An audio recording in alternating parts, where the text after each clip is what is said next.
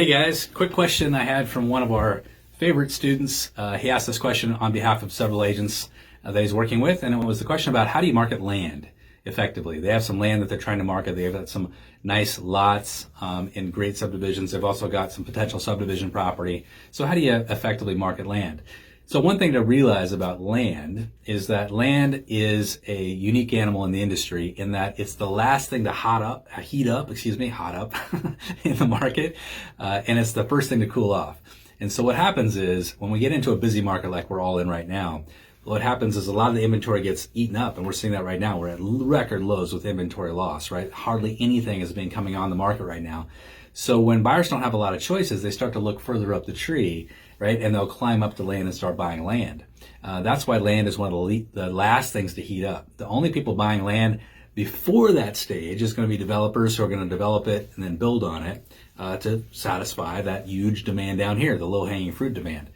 So developers might take up some, but then eventually home buyers will crawl up there themselves and start buying land and having homes built. So the reason why it's the first to cool off is as the market changes and more properties come to market, right? More supply hits the market, people just come right back down, and it's just easier and cheaper to buy existing houses. So how do we market land in the short term during this window of opportunity? And we are hitting a window of opportunity to market land. And by the way, land can be a great thing to be targeting in terms of prospecting right now and lead gen. What if you went out and targeted landowners in your market to get their listings? I'm just talking to a lot of agents out there that are successfully selling units now of land, and this could be an opportunity that nobody else is looking at. So how do you market the land once you get the listing? A couple things. Number one is a technique called roof-topping. Roof-topping comes from the commercial side of the business. We talked to a commercial broker, this old term of roof-topping still applies. And what it means is if you were to go to the roof of any commercial building you're trying to sell and you were to look out over the horizon, somebody in that horizon is either the buyer for your building or they know someone who's the buyer for your building. So that's what they call roof-topping. So they do a lot of marketing right in and around that commercial building because they know that's the case. That is also the case for land in some cases. And so how do I approach this? The way you approach it is you target people that own land now in your circle, kind of around the property you have listed. So it depends on the density of your market. But if you have like a super dense market, maybe it's only a half mile or a mile. But if it's a less dense market, it might be 5 miles or even 10 miles out. Who owns land in that circle? And then you can take that list and market your property directly to those folks because they are either a buyer themselves or they may know a buyer that would be interested in purchasing it. Remember, they were sold enough themselves to purchase land in that circle around your property. So that's one thing. Another thing is to identify the homeowners or the property owners that are adjacent to the listing that you have. They're actually the most likely buyer in a lot of cases. I've sold a lot of land over the years by just walking over to the neighbor's house and knocking on the door and saying, would you like to take control of this property before somebody else builds on it? That language, would you like to take control of this property before someone else builds on it? You'd be surprised at how many people will say, yes, I do. What's it going to cost, right? They all want a discount, right? But they're very interested in acquiring that property. So that's another technique.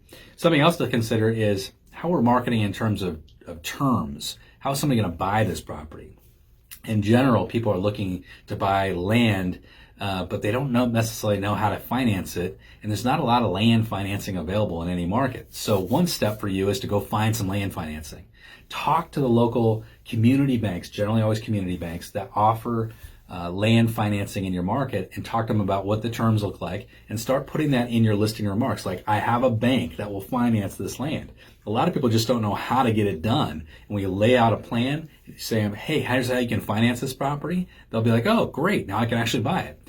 Now, you got to understand that land financing is different than residential financing. It's going to be higher down payments, usually a little higher interest, but give them a path and they may take it. Something else you can do with land owners is say, listen, we can probably open up our buyer pool quite a bit if you would consider carrying a contract on this where you get a stream of income every month instead of just having this property sit vacant.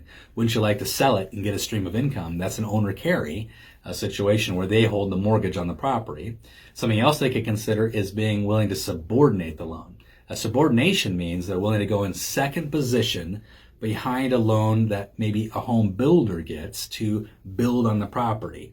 And so basically what happens is they're in second position. There is some risk to being in second position, there's no doubt. but they get the property sold. And often what happens is the home builder builds it by getting a construction loan. The seller stays in a second position. When they sell it to the eventual buyer, everybody gets paid off, right? The new construction loan gets paid off and the landowner gets paid off at the same time. So having that flexibility, owner carries, subordination, what are we willing to do? Something else, another target for your land marketing would be definitely builders and developers. Now you might say, Jim, how do I find these people, builders and developers in my market?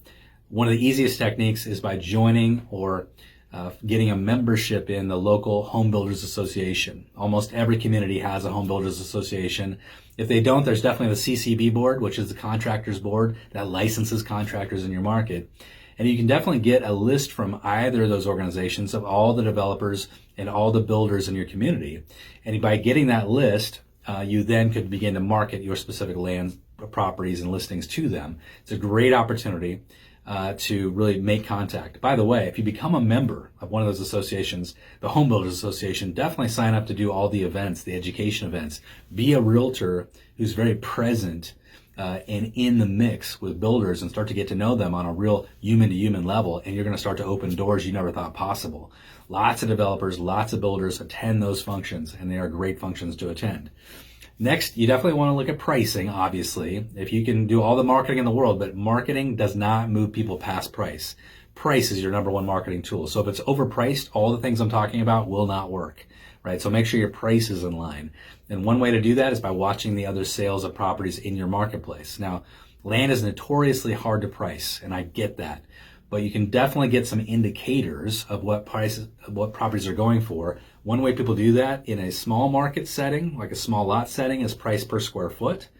Just like we do with houses, if you have 10,000 square foot lots, you can price them out of what's sold and what they sell for per square foot. On larger lots, it might be per acre. And that's one way we need to look at. Lots of factors go into these equations, but you can start to look and start to get a feel for pricing by just watching what sells. Next thing we want to do is dig in with deep research. Because we're going to get a limited number of inquiries, when we do have an inquiry, we want to do our best to convert that inquiry into a live buyer. And we can do that really effectively by having great, deep data on the property that we're trying to market. You want to have a package ready for buyers. This will also impress your landowner in terms of the marketing prowess that you have and what you're bringing to the table. So things you want to research are the utilities. Are they stubbed up to the property? Do you have to go a long way for a utility pole, right? What would that cost to bring in? Is the utilities already on the property? Is power pole there, right? Ready for you to tap into? Is there a well? Is there city water? Is there city sewer? Do you have septic approval? Is there septic installed already, right? Is there a site approval for the property? Do you have an aerial map? Do you have a plat map? Do you already have a curb cut for the driveway to come in? Do you have approval for a home site, right? All these questions come up. Have you checked the zoning to see if it's a splittable property, right? What can you do with this property in terms of the zoning? For the different zonings, a lot of different things. Can you split it? Can you have multifamily there? All these questions you want to dive into and really get nailed down so that you can market the property more effectively. For instance, if you have a multifamily property, it's a whole different marketing piece than if you have a single family property. If you have a subdivision property, it's a whole different marketing piece than a individual home that I might build on one individual lot. So you need to be looking at those things. By the way, when I'm targeting those home builders and developers, I'm looking for the people that are most active in the market, right? I'm not looking for the sleepy person that built one house last year. I'm looking for the people that are building 10 or 20 or 30 homes a year that are really active in the market. Now, something you can do that we've done effectively in our office is we put together builders and lot owners.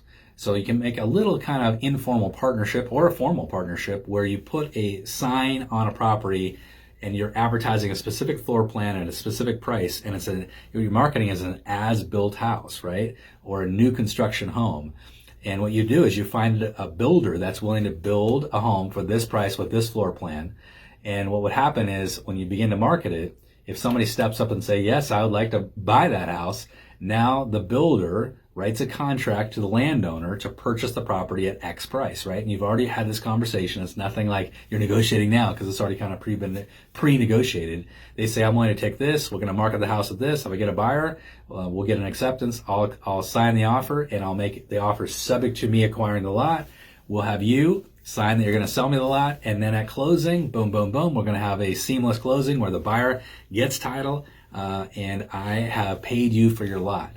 So it can be a win-win if you get the right builder and the right landowner together on an agreement. It takes several meetings. You may want to have an attorney draft a document to outline the terms of it, but definitely something to talk to your broker about if you want to go down that path. But we've done it successfully several times where we have a builder partner with a landowner, and they've come to this agreement where the land would not have sold if it was just a vacant piece of land. People need to be shown what could be built there, right? So that's another opportunity.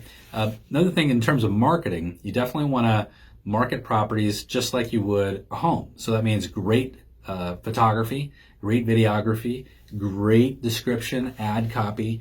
You definitely want to be marketing this property just as effectively, just as robustly as you would a typical home or a high-end property of any kind.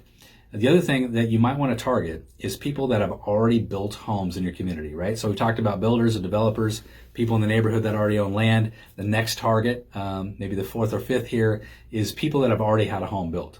So talk to your title company and see if you can identify people in your market that have already had a home built over the last 5-10 years, because they could be a perfect prime candidate. There's a certain type of demographic that will have a home built. I've had several homes built over the years, but it's not everybody. It's a very small selection of people that will have a home built.